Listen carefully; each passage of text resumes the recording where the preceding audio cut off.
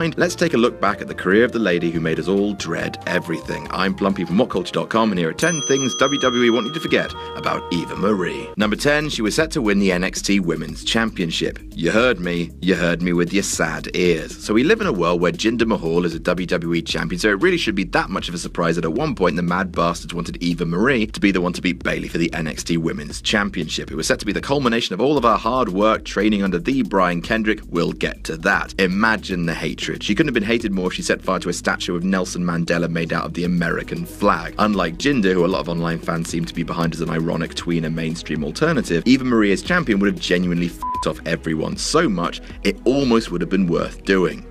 Almost. Number 9, that interview with Jerry. You only get one chance to make a first impression and only one chance to stamp that opportunity to death and bury it in a shallow grave. Eva Marie first stepped into a WWE ring in a Miz TV segment on the July 22nd, 2013 episode of Raw, a great day for red hair dye everywhere. During this segment, which almost became famous for Bree's boob making an appearance, not only did Miz and Jerry Lawler refer to her as Eva Maria, but they also gave her a live mic. The promo Eva then cut was, on a scale of 1 to 10, nope. As you'd expect if someone rushed onto the mic without full training, it was flat, came off as heavily scripted, and ended with a slap so weak it looked like it was underwater. And again, I know a thing or two about weak slaps. Number 8, Jinder Mahal. It's always nice to get a chance to talk about the WWE champion, the WWE champion, the WWE champion, Jinder Mahal. So after a few months on the main roster, it became obvious that Eva Marie wasn't great shakes at the whole wrestling thing, so they tried giving her a run at announcing. In a match on Superstars pitting 3MB against the Usos as the rock band consisting of Heath Slater, Drew McIntyre, and current WWE champion Jinder Mahal. As they came down to the ring, Eva Marie remembered Heath's name, remembered Drew's name, and then drew a blank at Jinder's. When later asked if she actually knew his name, she said she did. It was Jinder Mahal. So close. It's unclear whether the whole thing was a work for Total Divas or whether she's just a bit shit. Number 7, the Raw before WrestleMania 32. WrestleMania 32, the things you do to me. I think we all agree that WrestleMania 32 was excellent and that nothing bad happened, that everyone was really happy with WrestleMania 32. On the pre-show, which was a great pre-show void of problems, Team Bad and Blonde faced off against Team Divas in a match that would serve as Brie Bella's last in the company. On the go-home Raw before Mania, the company's last chance to make the yearly spectacular as tantalizing as possible, all the Divas in that match took to the ring on the last night they'd officially be known by that term. After a match between Paige and Emma descended into a brawl, out came Eva Marie to make the save. You know that time Stone Cold Steve Austin became the old Stone Cold and ran in to beat up the Alliance before the Invasion pay-per-view? It was basically the porn parody of that, only with the intensity replaced with boobs and the expected huge fan reaction replaced with apathy at best and scorn at worst. On the WrestleMania Go Home Raw. Number 6, that finisher. This is starting to feel mean, but seriously, all them botches though. Considering the wealth of female talent around the globe which WWE are acknowledging with the Mae Young Classic tournament, the fact that Eva was wrestling on a public stage is pretty irksome, especially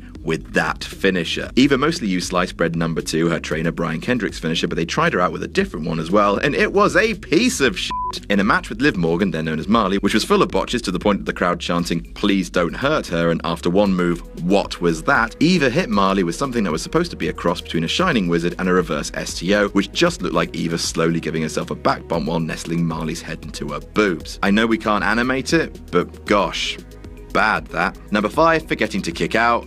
Dem botches though. So next up on the cavalcade of hell known as Eva Marie's in-ring career was another moment from NXT, showcases the finest indie talent in the world. In an already tepidly received match against Billie Kay, the soon-to-be iconic Aussie nailed Eva Marie with a devastating move known in modern parlance as a lateral press for going for a pin. The ref counted to 1, then 2, then realizing that either Eva Marie had died, fallen asleep, or forgotten to kick out, stopped his own count to howls of derision from the hardcore NXT fans. Look, creative can only book you not to lose. The rest really is up to you. Number 4, the redemption failed. So all of this brings us to the reason that Eva was in NXT in the first place, which was supposed to be the redemption of Eva Marie. For 2 years, Eva had been used for precisely the reason she'd been hired as a reality TV star. Not knocking that, it's a living. Then in 2015, WWE started her on an odyssey to actually become a wrestler, teaming her with the Brian Kendrick, an excellent wrestler and chum to Daniel Bryan. While it cannot be disputed that Eva did improve a tiny bit in the same way that 2 slices of bread on top of each other is better than no sandwich at all, she didn't didn't improve nearly enough to complete the planned storyline of her lifting the NXT Championship. Number 3, injuring Carmella. Case in point. WWE is strongly of the belief that putting the belt on someone who isn't very good to piss off the fans is fine. Here's a picture of Jinder Mahal for no reason, but those troll lols get a bit sour when that person actually starts injuring her co-workers. In October 2015, Eva Marie was wrestling Carmella at a house show when a routine spot went wrong. The Princess of Staten Island was draped over the ring apron and all red everything gave her a kick to the all head everything. Unfortunately, Eva gave it a bit too much welly, leaving Carmella all dead everything with a bugger of a concussion, and the match had to be stopped. That's the sort of thing that takes the push of an anti-superstar from funny to actually this is dangerous. At least Jinder Mahal never concussed anybody,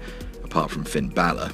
In April. Number 2, the wellness violation. Eva Marie hasn't been seen since August last year when she was removed from TV entirely after a violation of WWE's wellness policy was made public. A 30-day suspension turned into 60, into 100, and now Eva Marie has racked up over 9 months on the bench. More egregious than the suspension itself, which WWE never really likes to brag about anyway, was Eva's partner's reaction. Eva Marie's husband posted on Twitter, "When the public finds out why my wife was unjustly suspended, they will be absolutely outraged. Official statement and facts coming soon." This statement was quickly deleted. The facts did not come soon. In actuality, Eva's suspension coincided with a lot of people's, all who protested that the substance they were taking was prescribed and that the whole thing was an admin issue. But no further info came to light, and if WWE want you to forget suspensions, they definitely want you to forget their suspension system might be broken. And number 1, the experiment almost worked. If the rumours are true and WWE's waiting it out until Eva Marie's contract is up, then perhaps the most annoying fact of all is that after 3 years, the experiment actually might have almost worked. WWE started to introduce Eva Marie with a comedically grandiose introductory voiceover before stopping her from wrestling. Sure, the fans still booed, but suddenly there was a concept actively at work. WWE seemed to be on the same side as the fans. For once, they were steering into the abject rejection of Eva as a wrestling personality, and with genuine heel heat, not the ironic greatest WWE champ of all time, better than Lesnar ironic heat that Jinder's got, then they actually had a workable, nay valuable storytelling commodity on their hands, which for one reason or another,